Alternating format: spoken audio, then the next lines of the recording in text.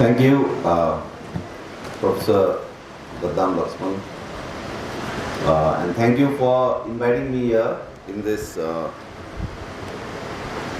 third state conference of the Civil Liberties Committee, and I find myself particularly honored to be able to speak from this dais and also to speak in this city and also to speak in front of this audience and also with other fellow panelists here, Professor Hargopal, Professor Manoranjan Monti, who have been stalwarts of the civil liberties movement and whom I also personally happen to know since a long time. But particularly Hyderabad and Andhra Pradesh, that time when I was a student, there was no Telangana state. So it was the Andhra Pradesh thing that we would hear. So even when we heard about, there are so much of civil liberties, human rights, democratic rights activities and organizations in other parts of India, but there was a special appeal of the kind of things that we used to hear of the civil liberties movement coming out of Andhra Pradesh. And the level of the debates, the sharpness of the understanding of rights and liberties and resistance movements inspired us immensely. And I'm talking about my generation when we were students. And it felt like there were new windows opened, elsewhere it looked like the civil liberties, human rights or democratic rights conversation was rather limited, and here there was a kind of a power that the civil liberties narrative that came out of this land was at a completely different level. So I feel really enthused to be able to address you here, and also as Professor Monti rightly said, we also here to learn from you, and I think I personally learned a lot from the struggles that came out of Andhra Pradesh, Telangana, and I think today that of course the struggle extends beyond the boundaries into Dandakarani and elsewhere. So I want to give a red salute to this great tradition of the resistance struggle as well as the civil liberties movement coming out of Andhra Telangana. So please accept my red salute for that.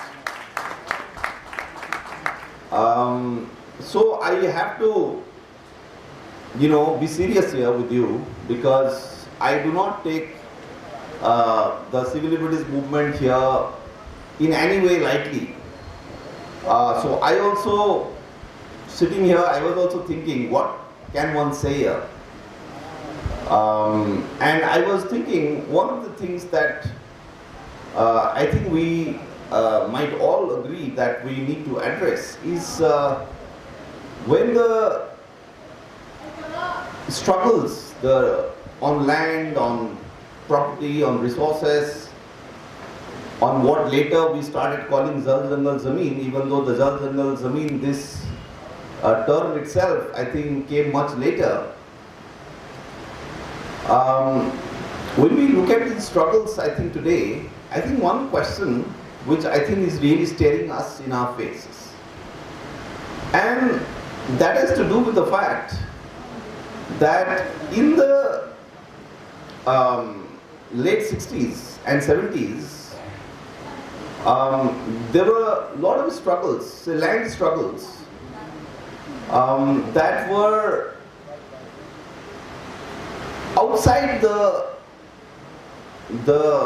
boundaries of the Constitution, that did not really deploy the language of rights or did not really think of having struggles from within the constitutional paradigm, right? And as it is, the very question of independence, the very question of the validity of the Constitution was challenged, and there were very successful struggles at the time, and we know that legacy. of challenging the constitution itself, and you had extra constitutional struggles, or even extra parliamentary, or whatever you want to call it. Today, when we are here today in 2025, and also because the civil liberties, for civil liberties movement, the constitution is at the core, and within the constitution, the fundamental rights, that whenever we are going to the court or campaigning in order to defend, say, the Bhima Koregaon people who are arrested, or the rights and liberties that are taken away, snatched away by the state, then we again and again point to the fundamental rights that are enshrined in the constitution. So the constitution is very, very important. Of course, we can say that maybe it's after the emergency that the civil liberties movement, as we know of it today, really emerged in a big way, right? So it was because of the emergency, there was this, lot of the human rights groups that we know today were formed after the emergency.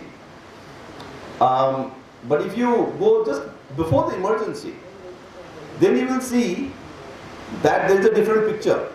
That the way the constitution was received by social movements, by a lot of the land struggles, was very different.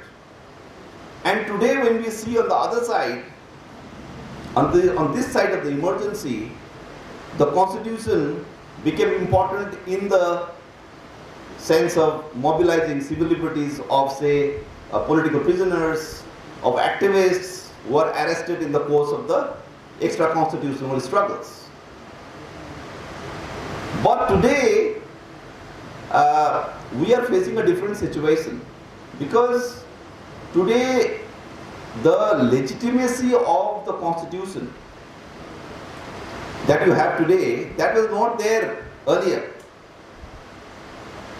The way the constitution, take for example the anti-CAA protest. The anti-CAA protest is literally carrying the constitution on its shoulders. Look at the leader of the opposition today, Rahul Gandhi, is literally carrying copies of the constitution.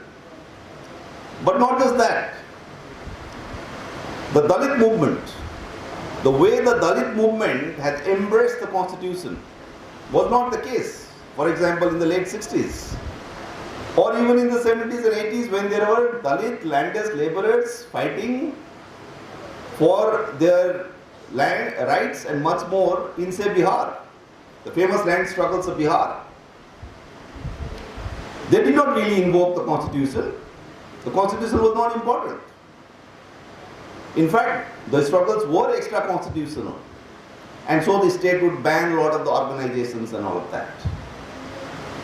So that time we had a particular formulation that if you have to do a particular kind of a struggle in this country, particular kind of resistance, then the core of the struggle would be outside the mandate of democracy and constitution, outside of mainstream democracy. And yet the civil liberties movement after the emergency would mobilize, use the constitution wherever that was needed. So there was this kind of the core struggle would be outside the parameters of the constitution, but the civil liberties, the democratic rights movement after the emergency would be mobilizing specific clauses of the fundamental rights, Article 14, 15, right to life, liberty, and all of that. So that is the kind of scenario which continues for a long time, and that is, I think, what we are used to, and that is the kind of framework and understanding and approach within which the APCLC is formed, within which the CLC is formed, within which the PUDR is formed, within which the PUCL is formed. But today, do we need to revisit some of those formulations? And this is a call not just to the civil liberties movement, but this is a call also to the core resistance movements that are going on outside the parameters of the constitution. What are they thinking? So, if the constitution today, surprisingly, because a lot of us were thinking that as Indian democracy goes on one decade to the next, the delegitimization of the true class character of this democracy and constitution would be more and more exposed. That, for example, the voter turnout, if you were to see, in the national elections, Lok Sabha elections, and we saw a lot of arguments like that, would go less and less. So maybe if it was in the early 50s, if voter turnout for the Lok Sabha elections was 70-80%, then you were coming down to 60, 50, maybe 40, 40, 45, 40. I think maybe it was stabilizing around 45% or something. And then, okay, that's the proof then, okay, right? That was what was said. That the trust in democracy as a whole, in the democratic process, as in the electoral democratic process, because democracy is a larger word, you know, in the electoral democratic process of India, that trust is not there. So it makes perfect sense to have struggles outside of it. But as you can see, and also particularly today with all these things about SIR and electoral rolls being revised and our names are missing, so the best we can do is like get our name there. There is a kind of a cult of the constitution now. Right? It's a cult of the constitution. In fact, today where is your Indian constitution book here? I want to ask the CLC. You should have had a huge Indian constitution ka photo and the preamble ka photo here. You don't have it, you know, and I'm not complaining. I'm, I think, trying to say that maybe it's good that you don't have it. It's good that you don't have it.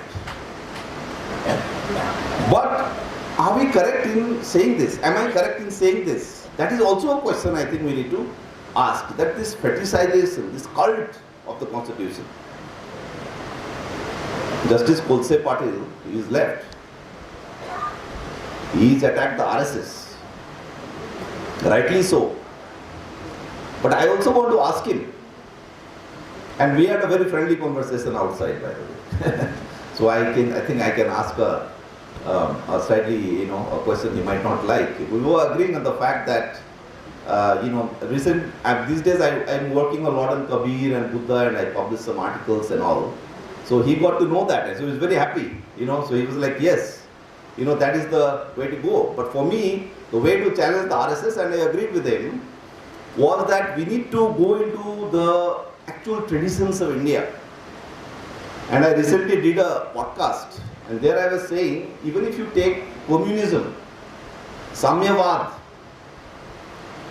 does communism, a lot of the, and he attacked Jayaprakash Narayan and others for going with the RSS.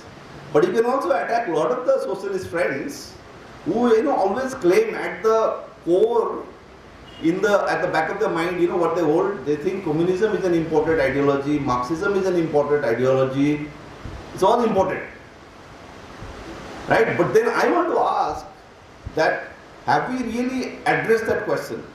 So in this recent podcast, I raised this question that what are the sources of communism from within Indian civilization, for example?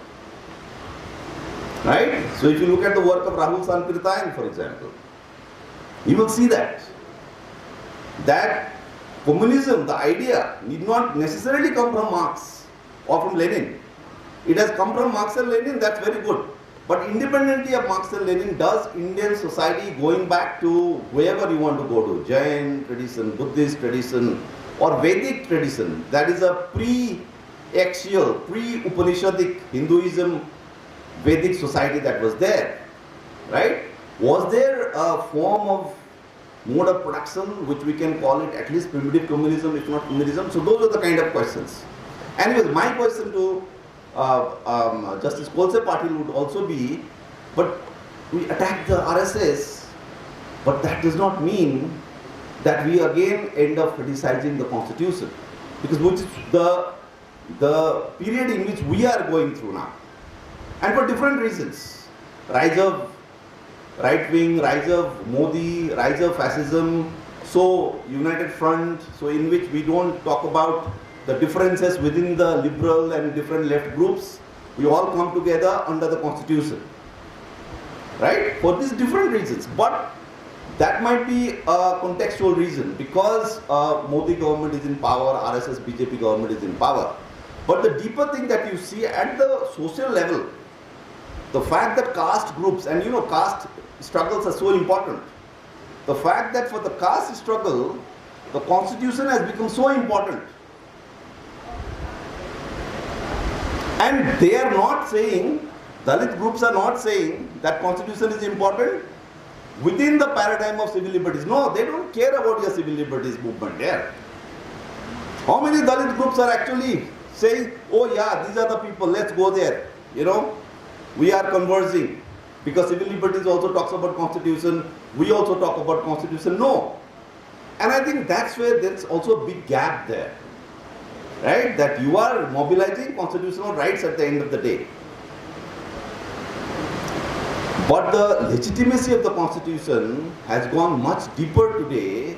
The legitimacy of electoral democracy has gone much deeper, as you can see from someone like Justice Kolse Patil, and he's correctly catching the mood. So in this context, where in some senses you can say that we have more allies, right? If you are talking about the fundamental rights of the individuals enshrined in the constitution, you have more allies in the Dalit movement. But still, it looks like the civil liberties movement is still going on its own track, and the Dalit movement, minorities movement, that is kind of different. Even though, of course, we all go. I mean, we all participated in the anti-CA protests, all of that we were doing. But I think there is this gap. So I think the thing that I want to raise here, and of course it won't be, I won't be able to complete my thought process here for lack of time, and also we have a plane to catch. Both of us, Professor Mohanty and I, will be going back. The other thing I want to highlight here is also, there is a global change in imperialism, in the character of imperialism. And the character of imperialism changing means that your civil liberties, let me give you a small example. Take for example, Professor Mohanty mentioned the victory of Mamdani in New York. Now a lot of the people voting for Mamdani in US are South Asians, are people from third world countries. Our villages, our towns, from there people are going in droves abroad and becoming immigrant workers. If your struggle is an anti-feudal struggle based in the rural areas, from where the able-bodied men have all left, and from Andhra, how much there is a drain outside. We're talking about Chhattisgarh. Soni Sori is here. You might have heard in Chhattisgarh there is a Moolvasi Bachao Manch. Do you know Moolvasi Bachao Manch? It actually stands for the change in the class relations in Bastar. That there is a section of educated, mobile phone using, Aadhaar card carrying Adivasi youth that has emerged. And they will do a different kind of a struggle. And it is partly connected to that Moolvasi Bachao Manch has emerged. Otherwise, the question of Jal Jangal Zamin has been there for a long time, and the struggle has also been there for a long time in Bastar. But the fact that something like Moolvasi Bachao Manch emerges only around 2021 says a lot about the changing relations. So just as global imperialism, why I am saying, because in the West, the way in which the working class composition in the West is full of working class from your villages, from your towns, and the number of Telugu cyber police, cyber workers in US, that, a lot of them are getting killed and all of that, right?